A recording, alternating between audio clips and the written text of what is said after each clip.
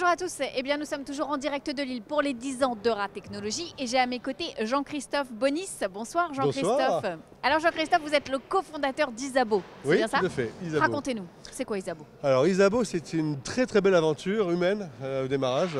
C'est une boîte qui fait de l'intelligence artificielle pour l'industrie lourde. Basiquement, on essaye de créer des solutions qui permettent à tout le monde d'utiliser de l'intelligence artificielle sur des lignes de production dans l'industrie sans avoir aucune connaissance pour des contrôles qualité et des contrôles conformité. Ça a combien de temps Isabeau? Alors Isabeau, ça a été créé en termes de projet il y a à peu près 2 ans et demi dans ces eaux-là. Ça a été créé. C'est récent. Oui, alors le projet est super récent. L'entreprise elle-même a été immatriculée très exactement le 11 octobre. Ah oui, donc c'est bientôt la fiesta. Ah oui. Ça, voilà. On est à peu près une trentaine maintenant, on sera une cinquantaine fin d'année, enfin c'est grosse croissance.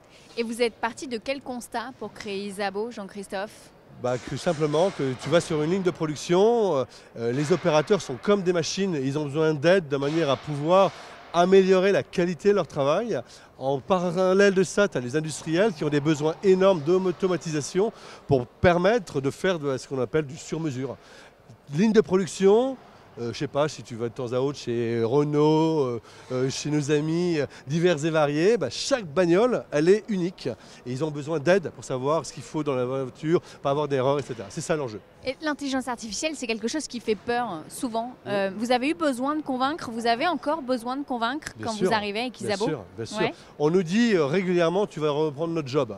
La réalité, elle est totalement différente. Aujourd'hui, il n'y a pas de job, il n'y a pas assez de jobs, il n'y a pas assez d'opérateurs aujourd'hui sur le terrain. C'est-à-dire que quand ils veulent recruter chez Renault, chez des industriels comme Safran ou autres, ils ont besoin aujourd'hui de réussir à convaincre pour que les gars puissent rentrer pour travailler pour eux. Donc l'enjeu n'est pas tellement de remplacer des jobs, c'est de préserver des jobs sur le territoire. C'est-à-dire que grâce à des solutions comme les nôtres, à Douai, on va toujours avoir Renault à Douai et les mecs ils vont continuer à produire et on en est fiers. Alors parlons un peu d'Euratechnologie, Jean-Christophe. C'est quoi votre relation avec eux? Ça a commencé quand? Et quelle est la force de cette collaboration? De l'amour. Ah. De l'amour, C'est c'est beau. une histoire d'amour. Mais c'est vrai, regarde. Ah, je vois. Attends, on parle de station F, la réalité c'est ici. Tu rentres de Paris, ici là, on est chaleureux, on est du Nord. Donc l'enjeu aujourd'hui sur Euratechnologie, c'est 2 choses. Mettre à disposition d'entrepreneurs comme moi tout ce que tu as à disposition, c'est-à-dire aussi bien des services que des bureaux qui sont moins chers que ce que tu peux trouver, la possibilité d'avoir un écosystème et puis une famille. C'est la mafia, c'est le clan, ils sont là, ils nous aident et ils nous permettent d'avancer. Et sans eux, aujourd'hui, je ne serais pas où j'en suis.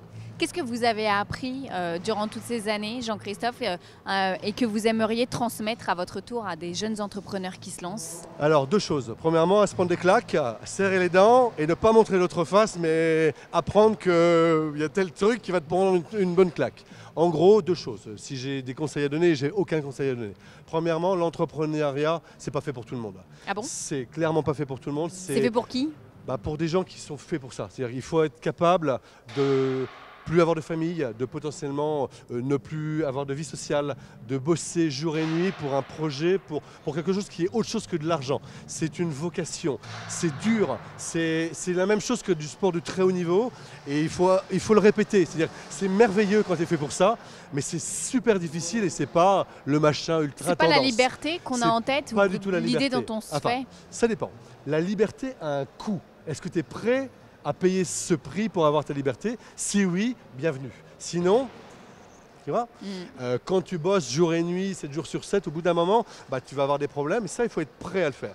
On parle trop des bénéfices, on parle pas assez des risques et ça, il faut les former, il faut les accompagner. Ça, c'est le premier point. Deuxième point, il faut être passionné. Il faut s'éclater, il faut se lever le matin, tu n'as pas envie de travailler, tu ne vas pas travailler, tu vas avoir des potes avec qui tu crées une aventure. Avec qui tu vas vivre jour et nuit en fait. Oui, bien sûr, mais c'est ça l'idée un petit peu. C'est ça l'idée et il ne faut surtout pas le faire pour l'argent. Il ne faut pas le faire dans une logique qui est une logique pécuniaire, il faut le faire dans une logique où tu veux apporter quelque chose. Ce n'est pas le grand rêve de je veux changer le monde, mais c'est très pragmatique. C'est j'ai un produit, j'ai un service, pourquoi? J'apporte quoi? Pourquoi moi par rapport aux autres? C'est ça. Tu es capable de répondre à ça. Plus une dernière chose, être capable de présenter ton produit ou ton service, ta boîte, en une phrase. À partir de là, J'essaye. C'est ce que j'ai fait au démarrage. C'était pas mal, c'était pas mal. Voilà. Une dernière question peut-être, Jean-Christophe. On parle beaucoup ici d'ambition. Quelle est la vôtre? M'éclater, faire bouger les lignes. Je fais pas ça pour l'argent, je fais ça simplement pour faire bouger les lignes, pour donner la chance à des gens, pour donner la chance à de l'humain, pour être capable de montrer qu'on est capable de faire les choses sans avoir ni pouvoir ni argent. Merci beaucoup Jean-Christophe, je crois que ce sera le mot de la fin. Merci à toi. De vous Bienvenue être arrêté au micro de We Do Biz. Merci beaucoup. Au revoir.